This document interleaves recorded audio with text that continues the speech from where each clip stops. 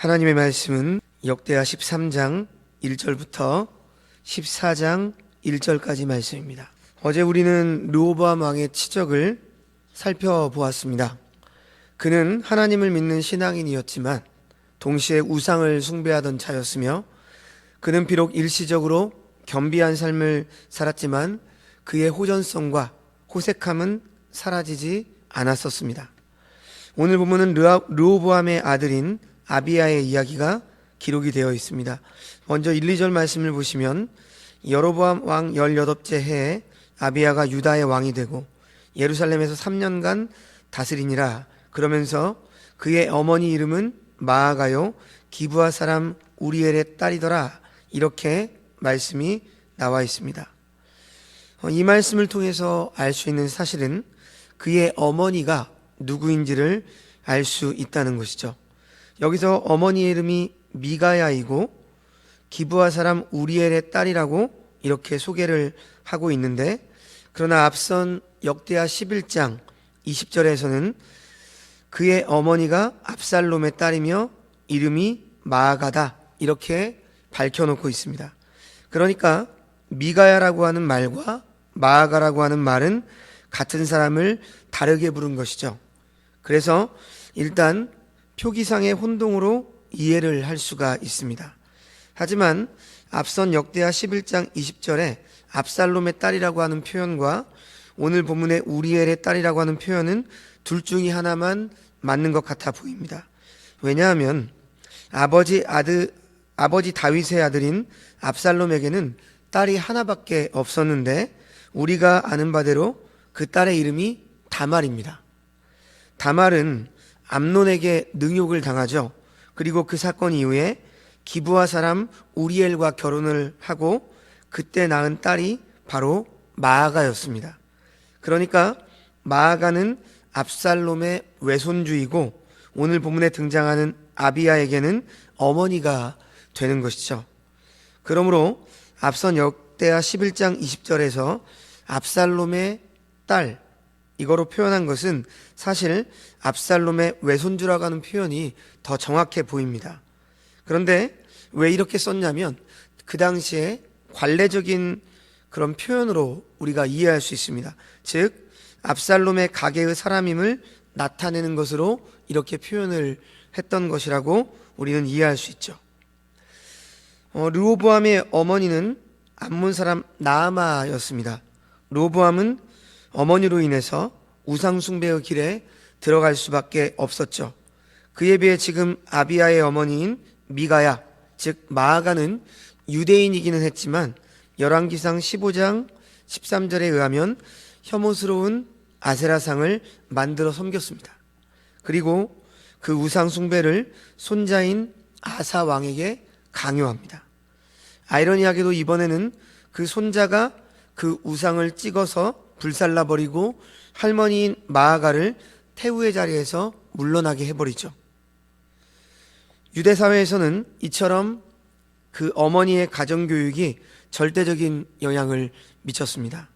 하지만 아사 왕의 아버지였던 오늘 이 아비야는 자신의 아들 아사와는 달리 어머니 마아가 즉 미가야의 영향으로부터 아세라신을 거부하지 못한 것으로 보입니다. 성경은 그가 우상을 거부했다는 말을 하지 않고 있기 때문이죠. 그러므로 지금 이 1절과 2절의 말씀을 묵상하면서 우리들은 한 가지 교훈을 받을 수 있습니다. 우리들 또한 우리의 가정에서의 그 신앙의 교육이 참으로 중요하다라고 하는 것을 생각해 볼 수 있습니다. 부모로서 어떤 삶을 살아가야 하는지, 신앙관이 어떠해야 하는지 우리들의 가정을 돌아보며 자녀들에게 모범을 보여야 하는 것이죠. 자, 그래서 계속해서 2절 하반절부터 4절까지의 말씀을 보시면 이제 아비야 재임 초기에 남유다와 북이스라엘 사이에 큰 전쟁이 있음을 알 수가 있는데요. 이 전쟁에 대한 설명이 본문 19절까지 계속 이어지고 있습니다. 우리는 남유다의 르호보암 왕이 호전적인 성격대로 재임 초기에 18만 명의 군사력으로 북이스라엘을 치러 올라갔던 장면을 이미 앞선 11장 1절에서 살펴보았습니다. 그때 선지자 스마야가 막지 않았더라면 처참한 동족 상잔의 비극이 일어났을 것입니다. 자, 오늘 보면 3절과 4절 말씀을 보시면 이런 말씀이 기록되어 있는데요. 아비야는 싸움에 용감한 군사 40만 명을 택하여 싸움을 준비하였고 여로보암은 큰 용사 80만 명을 택하여 그와 대진한지라. 아비야가 에브라임 산 중 스마라임 산 위에 서서 이르되 여로보암과 이스라엘 무리들아 다 들으라, 이렇게 기록하고 있는데, 지금 이 유다의 군사는 40만 명이었으나 이스라엘의 군대는 그의 2배나 되는 80만 명이었습니다. 이처럼 유다는 이스라엘에 비교해서 수적으로 열세를 면치 못했죠. 따라서 아비야는 군사력으로 이스라엘을 이길 수 없음을 알고 여로보암과 이스라엘 군에게 그들의 유다에 대한 군사적 행동이 하나님의 뜻에 어긋나는 것을 말하면서 즉각 이 군사적 행동을 중단할 것을 말하고 있습니다. 그 말씀이 5절 이하부터 나오고 있는데 5절에서 7절 말씀을 보시면 아비야가 이렇게 말을 하고 있죠. 이스라엘 하나님 여호와께서 소금 언약으로 이스라엘 나라를 영원히 다윗과 그 자손에게 주신 것을 너희가 알 것이 아니냐. 다윗의 아들 솔로몬의 신하 느밧의 아들 여로보암이 일어나 자기 주를 배반하고 남봉꾼과 잡배가 모여 따름으로 스스로 강하게 되어 솔로몬의 아들 르호보암을 대적하였으나 그때 르호보암이 어리고 마음이 연약하여 그들의 입을 능히 막지 못하였었느니라. 자, 오늘 본문에서 소금 언약이라고 하는 말이 나오는데, 이 소금 언약이란 이스라엘을 다윗에게 주시겠다고 약속하신 다윗의 언약을 말합니다. 그런데 소금 언약이라고 말한 것은 바로 다윗의 그 다윗 언약의 불변성을 강조하기 위해서입니다. 하나님이 다윗과 그 자손에게 이스라엘 나라를 주신 것은 일시적인 약속이 아니라 영원히 변하지 않는 언약임을 바로 소금 언약의 이 말로 강조를 하고 있는 것이죠. 그러므로 아비야가 이스라엘에게 이스라엘 하나님 여호와께서 소금 언약으로 이스라엘 나라를 영원히 다윗과 그 자손에게 주신 것을 너희가 알 것이 아니냐, 이렇게 말했을 때 그 의미는 다윗의 자손이 다스리는 그 유다만이 이스라엘로서 정통성을 갖는다는 그러한 의미로 말한 것입니다. 그러니까 이 말은 솔로몬을 배반하여 자기 나라를 세운 여로보암과 그를 따르는 자들은 하나님의 언약에서 떠난 자라고 하는 의미인 것이죠. 물론 지금 아비야가 자신의 조상인 솔로몬 왕의 범죄로 인해서 이스라엘이 분열된 것에 대해서는 침묵하고, 다만 다윗의 집에서 나간 자들에게 모든 책임을 돌리는 것은 회개할 줄 모르는 행위라고 말할 수 있습니다. 그러나 이스라엘의 분열이 비정상적으로 이루어진 것임을 기억할 때 아비야의 이 말은 원칙에 따라 한 말이라고 할 수 있는 것이죠. 또 아비야 왕은 북이스라엘 병사들에게 너희가 대적하는 나라는 단지 남유다라고 하는 인간의 나라가 아니라 여호와의 나라라고 하는 사실을 오늘 본문 8절에서 강조하고 있습니다. 이제 너희가 또 다윗 자손의 손으로 다스리는 여호와의 나라를 대적하여 하는도다. 지금 일어나고 있는 이 전쟁의 성격이 무엇인지 바로 아비야 왕이 지적한 것이죠. 그리고 이어지는 8절 하반절과 9절에서 아비야 왕은 북이스라엘의 거짓된 예배와 거짓된 신앙을 폭로하고 있습니다. 너희는 큰 무리요, 또 여로보암이 너희를 위하여 신으로 만든 금송아지들이 너희와 함께 있도다. 너희가 아론 자손인 여호와의 제사장들과 레위 사람들을 쫓아내고 이방 백성의 풍속을 따라서 제사장을 삼지 아니하였느냐? 누구를 막론하고 어린 수송아지 한 마리와 수장 7마리를 끌고 와서 장립을 받고자 하는 자마다 허무한 신들의 제사장이 될 수 있도다. 이렇게 말을 하고 있습니다. 그러니까 아비야는 계속해서 이 이스라엘의 죄를 지적하고 있는 것이죠. 지금 이스라엘은 자신들의 힘으로 하나님의 언약이 있는 유다를 치려고 하고 있는데, 그러나 그들은 결코 승리할 수 없을 것이다, 이렇게 말합니다. 왜냐하면 지금 그들은 하나님 대신 금송아지의 우상을 숭배하고 있기 때문이고, 또한 하나님께서 정하신 제사장들과 레위인들을 폐하고 자신들의 임의로 제사장들을 삼았기 때문이라는 것이죠. 즉, 이러한 것들을 통해서 그들은 하나님을 경외한 것으로부터 떠나서 부패했다라고 지금 고발하고 있는 것입니다. 그러므로 지금 이 아비야의 말을 통해서 우리가 확인할 수 있는 한 가지 사실은, 하나님께 범죄한 자는 결코 최종적으로 승리할 수 없다라고 하는 것을 말해주고 있는 것입니다. 자, 그렇다면 북이스라엘과 달리 지금 아비야가 왕인 남유다는 어떠하다는 것이죠? 계속 이어지는 10절과 12절 말씀을 보시면 남유다 예루살렘에 참된 예배와 신앙이 있었음을 자신은 강조하고 있습니다. 우리에게는 여호와께서 우리 하나님이 되시니, 이렇게 고백하면서 우리가 그를 배반하지 아니하였고 여호와를 섬기는 제사장들이 있으니 아론의 자손이요 또 레위 사람들이 수종을 들어서 매일 아침 저녁으로 여호와 앞에 번제를 드리며 분향하고 있다. 그리고 그 등에 저녁마다 불을 켜고 우리는 우리 하나님 여호와의 계명을 지키고 있으나 너희는 그를 배반하였도다. 이렇게 비교하면서 지금 우상을 숭배하는 북이스라엘과 하나님을 예배하는 남유다를 비교하고 있죠. 물론 이 남유다 또한 오직 하나님만을 섬기지는 못했죠. 여전히 하나님 앞에 죄를 짓는 그러한 모습을 보이지만 북이스라엘과는 달리 그래도 예배가 살아있었고 하나님 앞에 예배함이 있었다. 우리는 이렇게 평가할 수 있죠. 역대기의 기록의 성격상 바로 그런 것들을 드러낸 것이죠.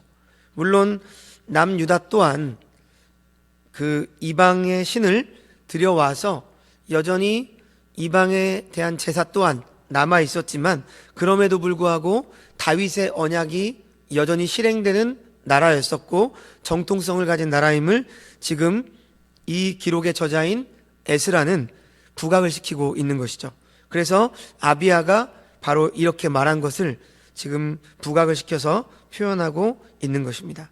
그러면서 이렇게 말하죠. 하나님이 우리와 함께 하사 우리의 머리가 되시고 그 제사장들도 우리와 함께하여 전쟁의 나팔을 불어 너희를 공격하느니라. 이스라엘 자손들아, 너희 조상들의 하나님 여호와와 싸우지 말라.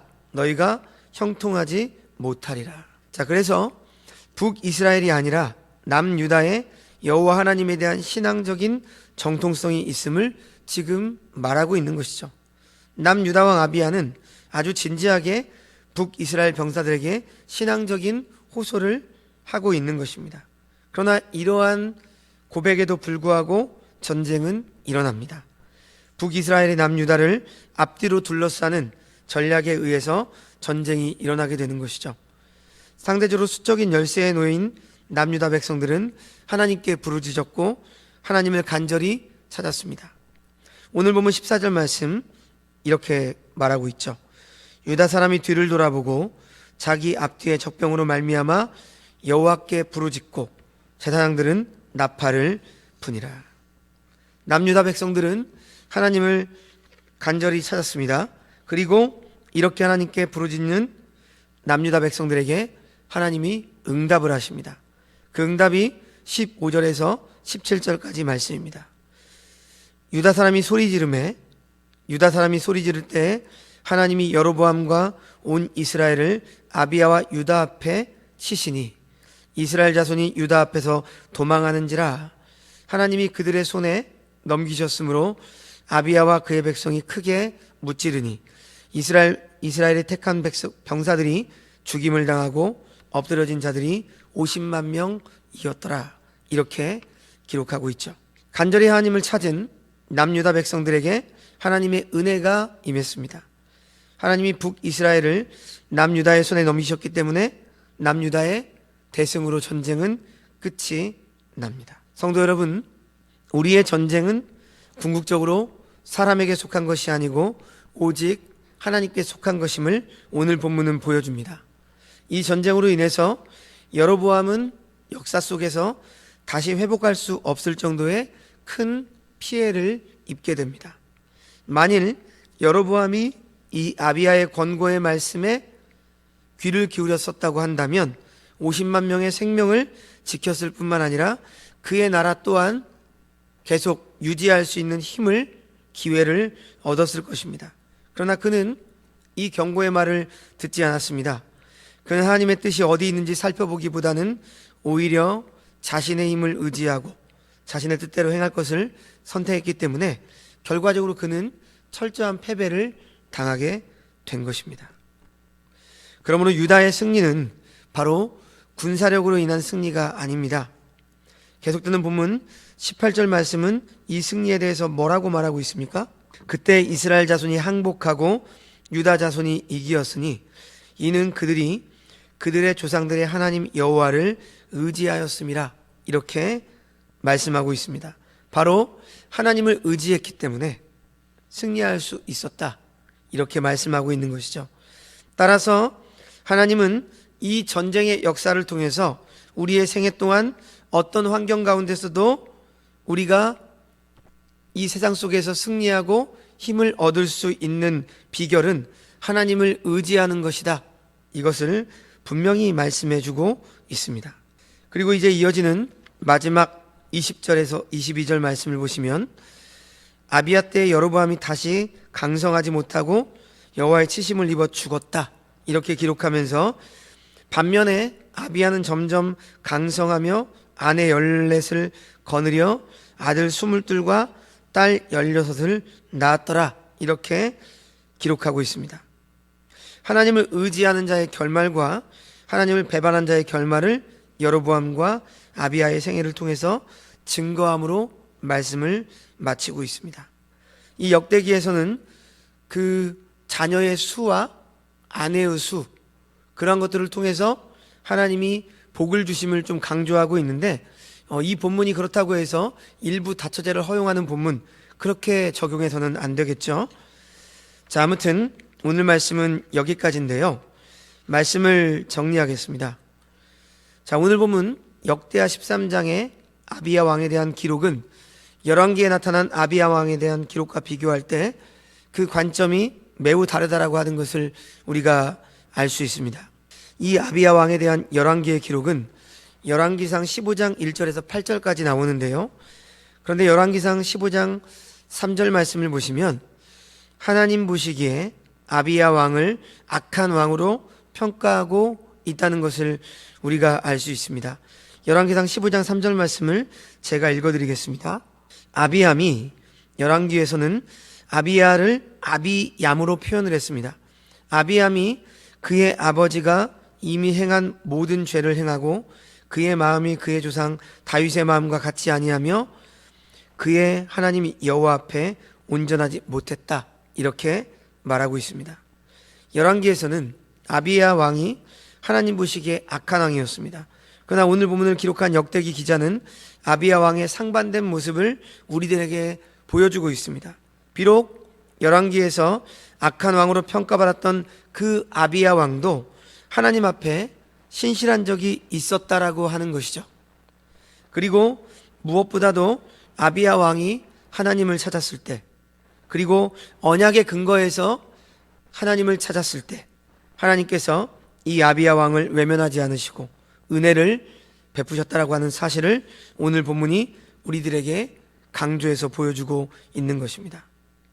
역대기 말씀을 처음 받았던 독자들은 예루살렘 멸망과 바벨론 포로 생활을 통과한 사람들이었습니다.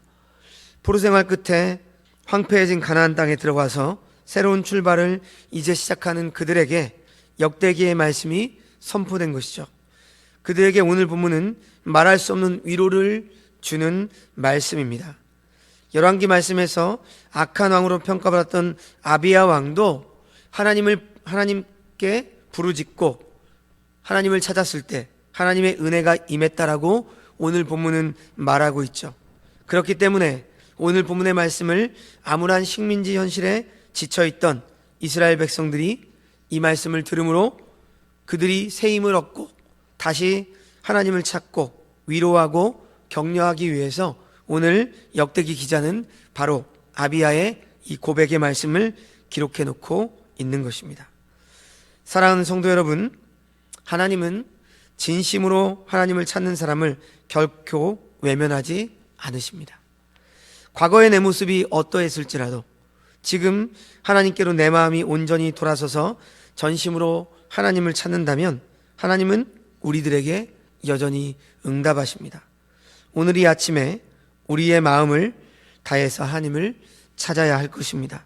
우리의 믿음의 선배들에게 주신 그 언약의 말씀을 기억하며 우리 또한 그들의 영적 자손으로서 하나님의 말씀, 언약의 근거에서 하나님께 부르짖고 또 돌이키고 회개하는 일이 있어야 할 것입니다.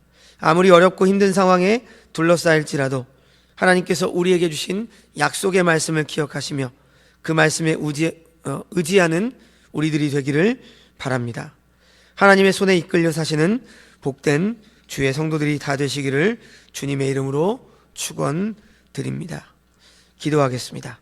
하나님 아버지, 오늘 본문의 아비야는 경건하고 의로운 인물은 아니었고 유다 백성들 또한 온전치 못했습니다. 하지만 그럼에도 불구하고 아비야와 유다 백성들은 자신들의 조상에게 하나님께서 약속하신 언약을 기억하며 그 불변하신 언약을 믿고 의지하며 전쟁의 모든 승패가 바로 자신들의 힘에 달려있는 것이 아니라 오직 하나님께 달려있음을 고백했습니다. 그리고 이로 인해 하나님께서는 남유다에게 승리를 허락하셨습니다. 이 말씀을 통해 우리 또한 여전히 부족하고 죄 중에 있을지라도 하나님의 언약의 말씀을 기억하면서 우리의 삶 속에서 하나님을 온전히 예배하며 우리의 삶을 돌이키며 하나님을 의지하며 말씀대로 살아가게 하여 주시옵소서. 그러할 때 우리의 삶 속에서 만나는 모든 문제들 가운데 하나님은 그 모든 문제를 또 능히 이길 힘과 지혜와 능력을 주실 것입니다. 그 하나님의 약속의 말씀에 순종하며 오늘 하루도 우리의 남은 인생을 살아가게 하여 주시옵소서. 모든 말씀 예수님의 이름으로 기도드리옵나이다. 아멘.